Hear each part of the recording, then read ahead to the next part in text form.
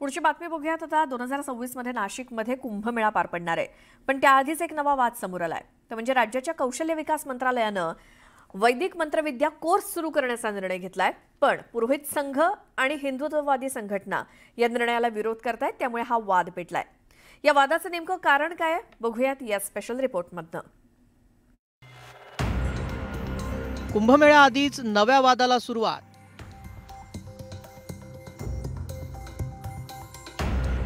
वैदिक मंत्रविद्या कोर्सला पुरोहित संघाचा विरोध।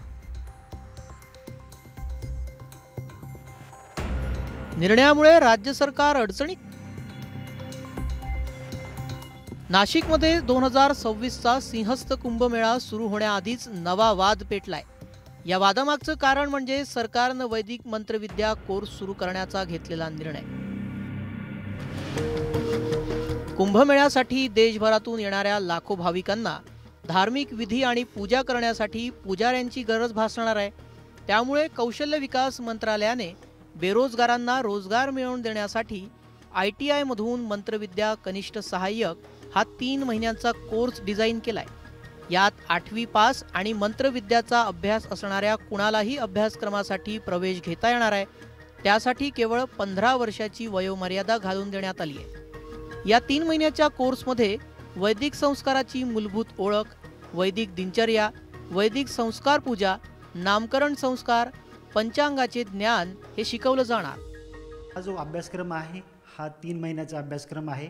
त्याच्यामध्ये 240 तासांचं प्रशिक्षण या ठिकाणी दिले जाणार आहे। त्यामध्ये थिअरी आणि प्रॅक्टिकल ह्या दोन्ही गोष्टी शिकवल्या जातील आणि एम्प्लॉयबिलिटी स्किल नावाचा 30 तासांचा अभ्यासक्रम देखील या ठिकाणी शिकवले जाणार आहे। सर, यामध्ये कुठल्या कुठल्या धार्मिक विधींचा सहभाग करून घेण्यात आलेला आहे? काय काय शिकवणार आहे? मंत्रांमध्ये नेमकं काय कुठले मंत्र आहे? कुठल्या पूजा यामध्ये विद्यार्थ्यांना शिकवल्या जाणार आहे? जसं पंचांग पाहणे हे शिकवले जाणार, नामकरण, जातकर्म, त्यानंतर आपल्या दिनचर्या, पूजा अर्चा या ज्या काही गोष्टी आहेत हे यामध्ये शिकवले जाणार आहे। राज्य सरकारच्या या निर्णयामुळे वैदिक शिक्षण घेण्यासाठी कुणालाही धर्माचं बंधन नसेल। यामुळे कोणत्याही धर्मातील व्यक्तीला हिंदू धर्मातील मंत्रविद्या शिकता येणार। मात्र सरकारच्या या निर्णयाला हिंदुत्ववादी संघटनांसह त्र्यंबकेश्वर मंदिराचे विश्वस्त आणि पुरोहित संघानं जोरदार विरोध केलाय।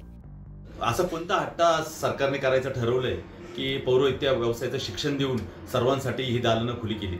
हे बघा, या सगळ्या गोष्टीला एक परंपरा आहे, रूढी आहे। तीर्थ पुरोहित नावाची संकल्पना आपल्या पूर्वजांनी अस्तित्वात आणलेली आहे।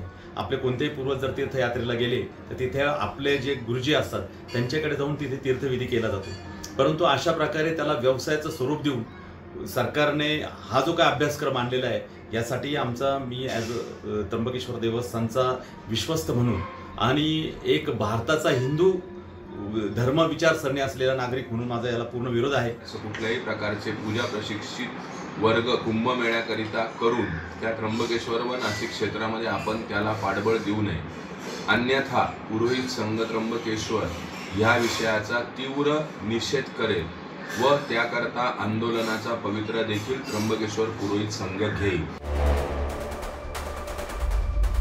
कुंभमेळ्याच्या निमित्ताने बेरोजगारांना रोजगाराची संधी उपलब्ध करून देण्यासाठी मुस्लिम, ख्रिश्चन अशा सर्व धर्मातील लोकांना हिंदू धर्मातील पूजा करण्याचं प्रमाणपत्र या कोर्समुळे मिळणार असल्यानं या कोर्सला विरोध होतोय।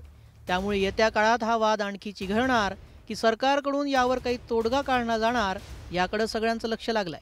व्हिडिओ जर्नलिस्ट हेमंत बागुलसह लक्ष्मण घाटोळ, न्यूज 18 लोकमत, नाशिक।